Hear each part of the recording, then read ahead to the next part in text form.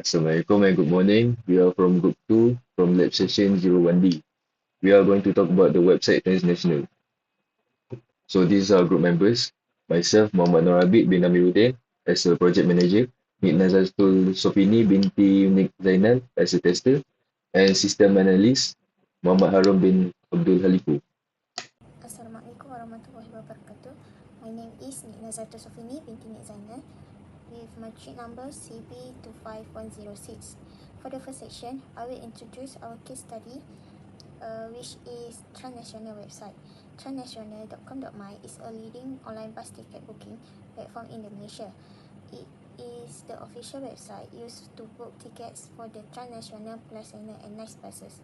The platform allows users to book tickets online instead of queuing at the physical counter, making the process faster and more convenient. It also supports secure online payment, real-time seat availability, and access to more than 200 destinations across the Peninsula Malaysia. Overall, the system is designed to improve user experience, handle high traffic, and ensure safe and efficient bus ticket booking. So for our second question, the screen capture for the main user interface. So this is the homepage for the Transnational website. As you can see at the bottom, there is a search interface where a user can search for the departure and the arrival location and the departure date for their bus. So for the third question, which is the introduction of the website, there are three main parts, which is the objective of the website, info services, and the expectation of software engineering involvement in portal. So for the first part, which is the objective of the website, is to provide an easy and convenient ticket booking platform. The users can search for bus routes, check schedules, and view seat availability. For the second objective is to give accurate information about the service provided. This includes ticket prices, travel policies, updates, or any announcements. For the third objective is to improve customer experience through online customer support. On to the next part, which is the info services. The first one is online ticket booking, which allows users to search for bus routes, set travel date, check seat availability, and make online payment. The second one is secure online payment, which offers a secure and reliable online payment system that supports multiple online payments, such as FPX online banking, debit or credit cards, and e-wallets. The third one is customer support, which provides customer support to help users resolve issues or obtain additional information. So if a user is having trouble with their ticket, having incorrect information or details, they can reach out to customer support to get help. So for the last part, which is the expectation of software engineering involvement in portal, or why software engineering is important in developing this website. The first one is a structured development process, provides a clear roadmap for creating the website. Following a structured methodology helps identify potential issues early, reduce errors, and ensure website align with users' needs. The second one is maintainability and scalability. Maintainability means developer can easily update, fix, add new features to the website. Scalability allows the system to support a growing number of users. And the last one is security and data integrity. Security is a critical aspect of any online platform, especially one that handles sensitive customer data such as payment information and personal details. Assalamualaikum and a very good day to dear lecturers. My name is Muhammad Harun bin Abdul Haliku, metric ID CB25066. I am going to present question 4, which is the most appropriate software process model to develop the website of Transnational bus service. To answer question 4, we chose the incremental development model. I'll go through one by one on why did we chose the incremental development model, detailed process activities for the model, expected deliverables, and finally the Gantt chart. First, it allows for step-by-step delivery. Instead of waiting months for a single big bang release, we deliver the website in stages. This means the core functions of the website are usable by the client early on, while we continue to add and improve more complex features over time. It ensures constant progress. Second, this model facilitates early user feedback. In a typical project, requirements can change. By using an incremental approach, we can show the users each task or module as soon as it is finished. They can comment or critique the work immediately, allowing us to fix issues early rather than waiting until the very end when changes are much more expensive to make. Now let's look at the specific process activities we follow within each increment to ensure high quality software. We begin with requirement analysis. Here we specify the core needs of the system. Crucially, we prioritize these requirements and divide them into specific increments, so we know exactly what to build first. Next is system design. In this model, design is often interleaved with implementation. Since we are building a website, we focus on a robust web-based architecture that can handle online interactions and scale up as we add more increments. Then we move to implementation. This is where the heavy lifting happens, translating our design documents and architectural plans into an actual executable program or code base. Once coded, we enter the testing phase. This is a vital validation activity. We need to prove that the system conforms exactly to the specification we set in the analysis phase and that no new bugs were introduced. Following testing is deployment. Because we are working in increments, deployments happen rapidly. We deliver useful, working software to the client at the end of every cycle. Finally, we have maintenance or evolution. We recognize that software is never truly finished. It must change and evolve to remain useful. This phase ensures the website stays up to date with user needs and technological shifts. Let's step into the expected deliverables. We use the incremental model to deliver features in stages, allowing for early user feedback and continuous step-by-step improvement. Lastly, Gantt chart. Gantt chart is a project scheduling bar chart where an activity or task is depicted as blocked over time. As we can see, the activities are interlinked. We build it to help to plan the time scale for a project. Now for the fifth question, which is a handover problem that can affect our project entirely. So for me as a project manager, a handover problem that can occur is an unclear project scope. So during a handover, the outgoing project manager does not indicate what feature and function include or exclude deliverables. So this will lead to poorly defined scope, which project manager may give approval to tasks or features that was never even agreed upon, which leads to scheduling and budgeting issues. When additional features have been mistakenly included, the project requires more time and money. This can also ruin stakeholder relationship. Stakeholders might not receive features they require and changes that wasn't even discussed. This could harm the relationship among them. Muhammad Harun bin Abdul Haliku, CB25066, would like to answer question number 5 now, which is one possible handover problem that will affect the project entirely. The problem that I think that will affect the project entirely is data migration and integrity risk. It is a critical stage in the life cycle because activities performed before transferring a software system, such as data mapping and cleaning, have a great impact on successful transitions. If the underlying data is not correctly migrated, it is impossible to view the software handover as a success in the isolation. First of all, technical misalignment. Lack of understanding in the bus ticketing domain poses a threat during the requirement phase. If the SRS document assumes that the team understands how legacy data interacts with new features like ticket transfers, but fails to define the migration rules for the 48-hour limit and 15% fee, the new database will be populated with inconsistent records. This makes the system technically functional but logically broken. Secondly, operational continuity, the scheduling risk. When data is migrated without precision, the project requires more time and money to fix corrupt ticketing logs after the developers have left. This disrupts the schedule as the maintenance team must halt operations to manually verify ticket validity. The transitions fails because the system cannot handle live transnational traffic without constant data intervention, leading to significant delays. Finally, financial leakage, which is the impact to the stakeholder. While the software might technically work, the business loses money because the migrated data fails to enforce the 15% penalty fee or the 48-hour cutoff. This failure to protect the business revenue stream harms the relationship among stakeholders. Management loses confidence in the system analyst's ability to deliver a secure, profitable system that reflects the real-world rules of the bus industry. My name is NAZATUL SOFINI, BINTI ZAINAL.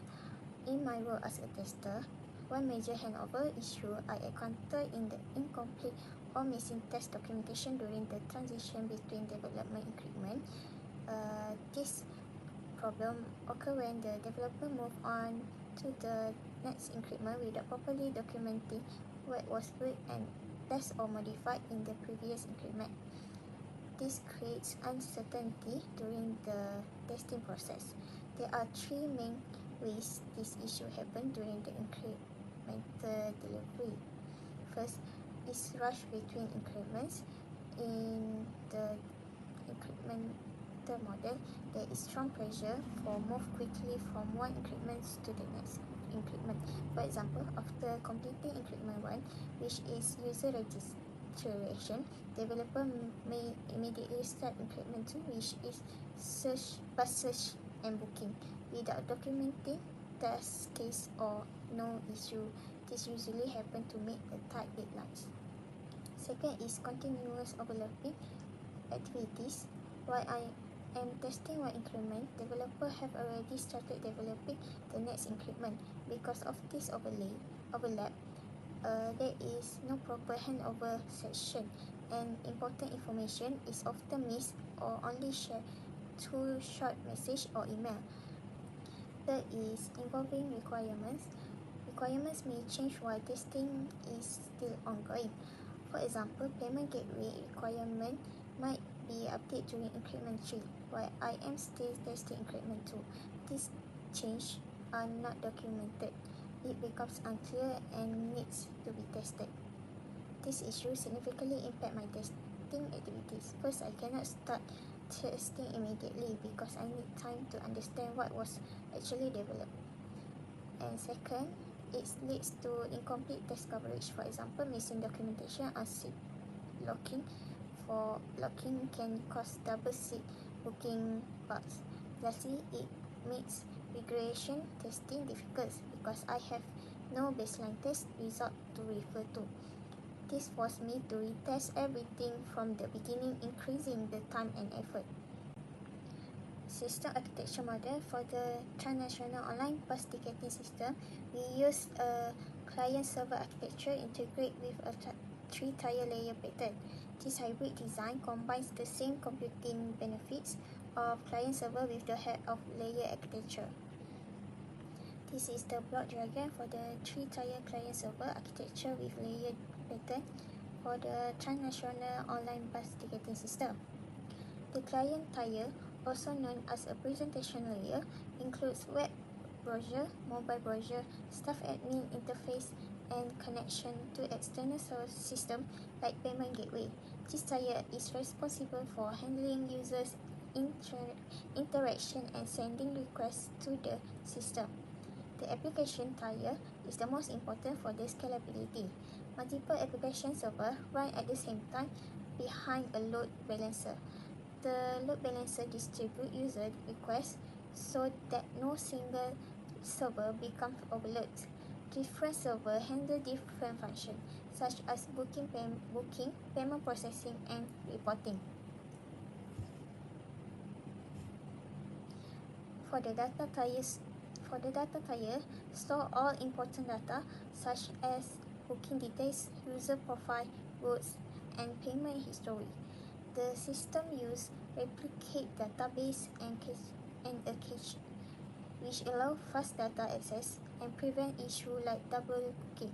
Overall, this architecture ensures the system remains fast, reliable, and responsive even during peak usage period.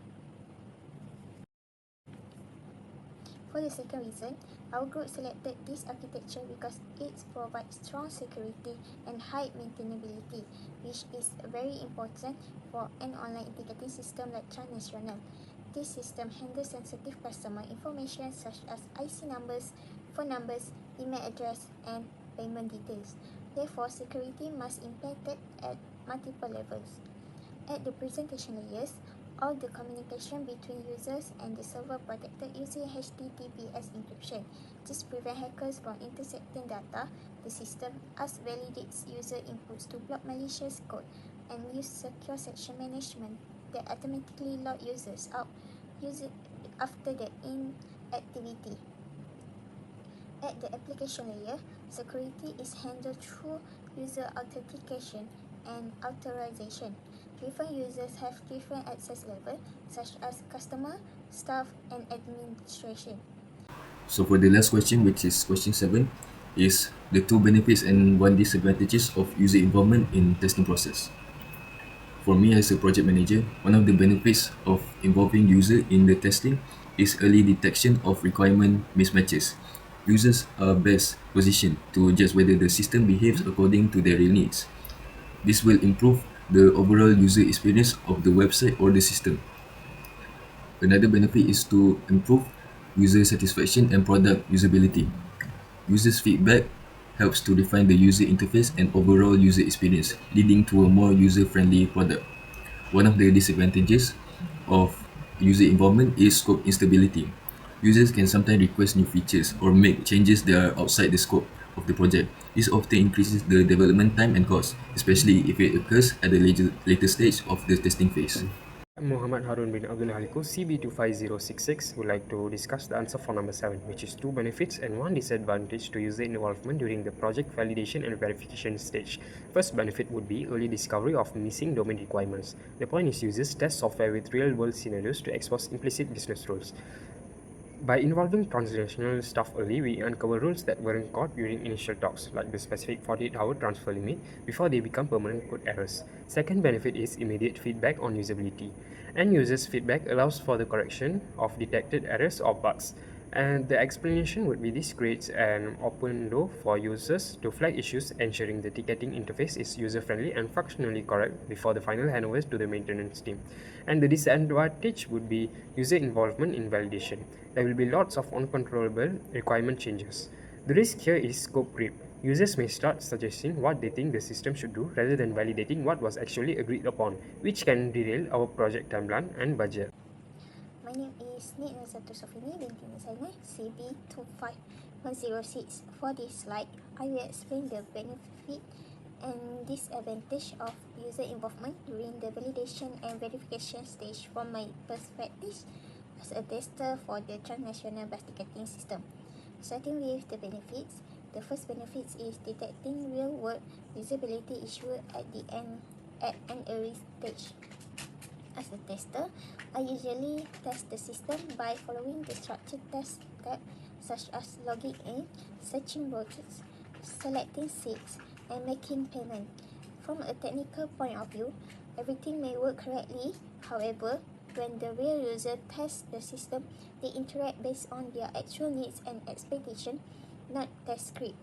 For example, real user may find the seat layout confusing, the checkout section too short, and or the important information like terminal location missing from the confirmation email. These are usability problems that I might miss because I'm already familiar with the system. This issue become an test scenario that I add into my test case and regression testing, preventing problems from appearing after deployment. The second benefit is validation of functional requirements in real operating conditions. User access the system using different device, browser, internet speed, and usage pattern. This helped me detect performance issue, compatibility problems, and unusual usage scenario that cannot be fully stimulated in the test environment. However, user involvement also has a major disadvantage, which is a lack of structured feedback. Users often report issues in a vague way, such as saying the system is not working without giving clear detail, that I then need to spend extra time identifying which features, device, or browser causes the issue. User also makes the personal opinions, feature requests, and real bugs together. This makes it difficult to prioritize testing tasks and often delay the testing schedule. In addition, a large volume of user feedback can disrupt my planned test activity and extend the project timeline. In conclusion, users' involvement improves the system quality, but it must carefully manage to avoid inefficient and testing delay. That's all from us. Thank you.